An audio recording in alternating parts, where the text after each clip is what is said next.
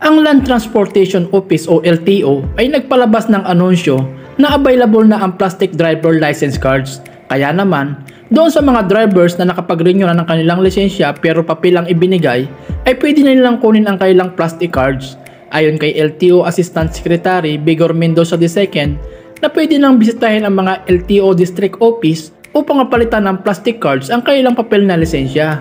Ipakita lamang ang official receipt upang makuha ang aktual na lisensya. At narito ang renewal schedule ng inyong mga lisensya.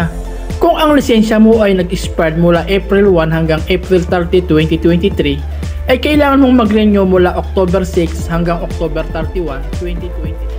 At doon sa nag-expire ng May 1 hanggang May 31, 2023, ay kailangan i-renew mo ang iyong lisensya mula November 1 hanggang November 30, 2023. At doon sa nag-expire ng June 1 hanggang June 30, 2023, ay kailangan mong i-renew ang iyong lisensya mula December 1 hanggang December 31, 2023. At doon sa nag-expire ng July 1 hanggang July 31, 2023, ay kailangan mong i-renew ang iyong lisensya mula January 1 hanggang January 31, 2024. At doon sa nag-expire ng August 1 hanggang August 31, 2023, ay kailangan makapag-renew ka mula February 1 hanggang February 29, 2024. At para doon sa mag-expire ng September 1 hanggang September 30, 2023, ay kailangan ka makapag-renew mula March 1 hanggang March 31, 2024.